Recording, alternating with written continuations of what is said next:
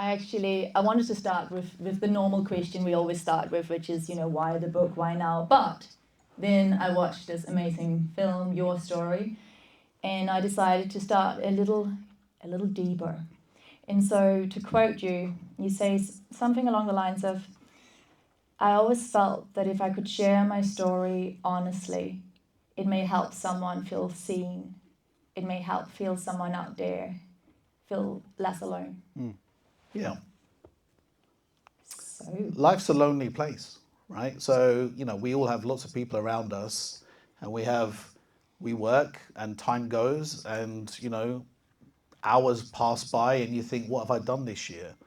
But where do you really get that connection, and where do you actually feel that human touch, that human connection? And yeah, it's, doing this project was a lonely place, doing this project, because you're opening up a whole host of emotions, you're opening up a whole host of feelings, things that have been inside me for like 56 years. So now you know how old I am now, right? So, and things from a young age which I didn't share with anybody. It's out there in the book, it's out there in that little clip, and I think it's helped. absolutely amazing. And so this leads me to what would have been the first question. So why now? Why was now the time in your life as you look across the tapestry of the journey, the valleys, the hills of your life, of the gorgeous people sitting here? Why now? That's a great question. Thanks. Yeah, it is a great question, because I wanted to do this about 3 years ago and I've been talking about doing a book for like years, I think probably 5-6 years at least. There's something in my mind that I wanted to get out there and share with, as many people as I can.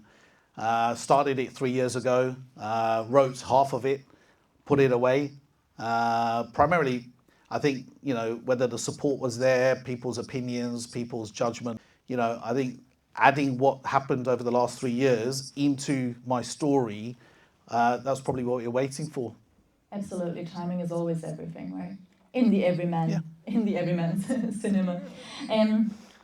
And who did you write it for? And did that change during the writing process, during the creative process, as it so often happens in life, right? We set off one way. Yeah.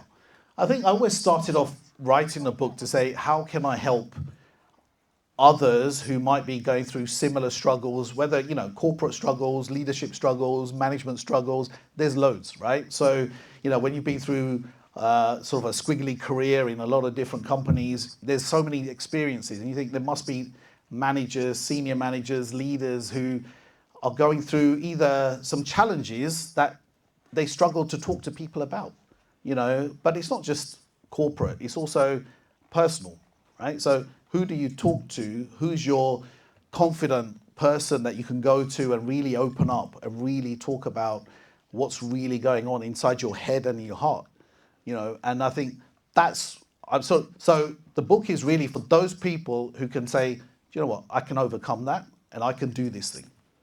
100%. And I also think, a lot of us in here that are not related to you, we obviously know you as this amazing leader, as this inspiring, full-on power personality. And yet when I read your book, one of the things that stood out to me the most was your honesty, your vulnerability, your desire to share that side of the story, your story, that is not just your story, but it is all of our stories, right? The limited belief systems, how it shaped our world and how we either make it or break it through those experiences in life. Right, I've always wanted a dad, persona to speak to. I had my grandfather, 100%. He was there, but he had a different role. He was like dad, but he wasn't quite dad. And I had someone I was speaking to in my mind. So that book and whatever I wanted to write was for, RG, my father, and for GR, as they called him, GR Barclays Bank, because he worked there for 45 years, right? That's how they used to know him. Who was my two fathers, basically. Diving into the book, one of the later chapters is all about that understanding of, yes, we live in a world where AI is now, mega big and will probably only get bigger. But what we're really needing to not only not forget, but to really dive into and the only thing that will continue to support us in thriving going forward is our connection. You know, we live to feel, to breathe, to be with one another. We're not here to think our way through life. We're here to feel alive. And I think this comes across so well in your book. That's a human connection, right? That's what it's about. And you can see it in this room. We've created a human connection. There's a load of people here who have never met each other. They're going to meet each other today. They've either talked, having drinks, and they get to know each other, right? So we're missing that in the world of AI. You know, there's this whole thing around, you know, people used to have this FOMO, fear of missing out. That's yesterday's news, right? Now it's about FOBO, which is all about fear of becoming obsolete, right? Because people are becoming obsolete in their capabilities, competencies, because they think someone else is going to do something for them.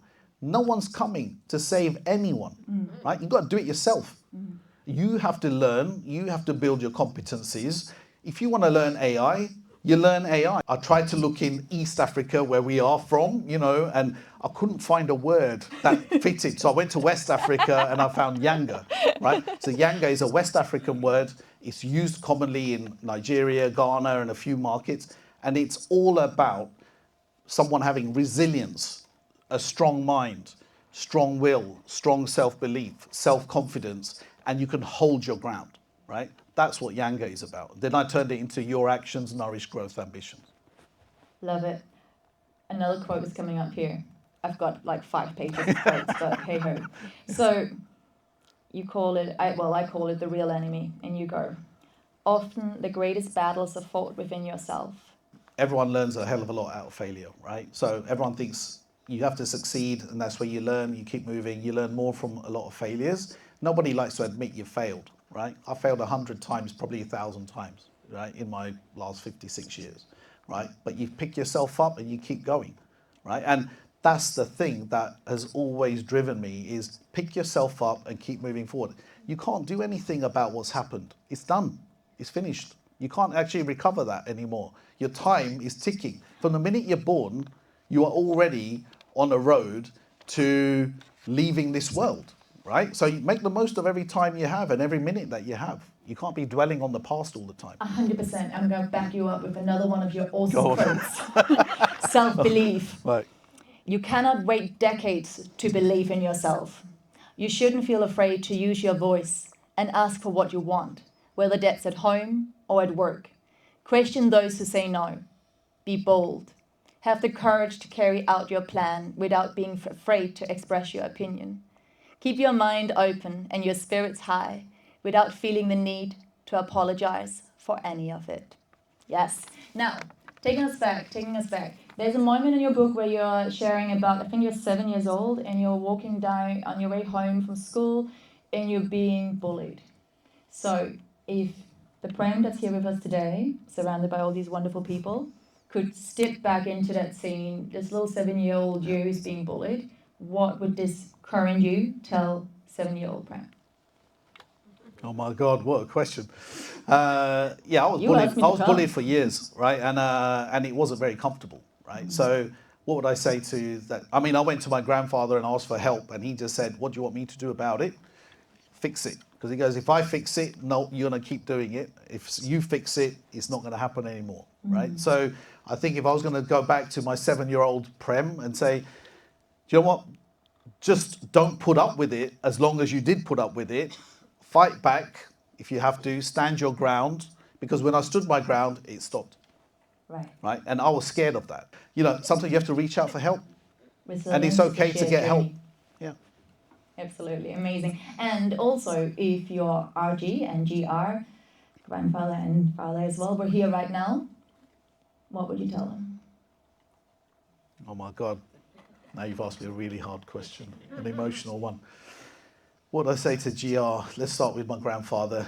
You've done well. What would I say? I would say he's done well. So that's what I would say to my grandfather, that super proud of him and he did well. To my dad, I would just say I love him, because I've never had the chance to say it. Absolutely love that. And now you have so many wonderful advices and messages in your book. But if there was just 1 or 2 soul messages for humanity, nevertheless, what will they be? The world only rewards people who act. Yes. So if you don't act, don't feel that you're going to get rewarded. So act. Take the action. That's the only thing that matters, what's in the moment. And if you don't take action, which is what YANGA is all about, your actions. Think about what you have to do, get it done, and keep moving forward. Because with action, you progress. 100%. And also, on that happy note, in your book you also say you're never going to feel like you're ready. You have to act before you're ready, before the feeling, ahead of the feeling. You act, and then the feeling arrives. Or something else happens. Yeah. But you act. I think it's time. Let's do it. Because I can ask you questions all night, but let's open it up.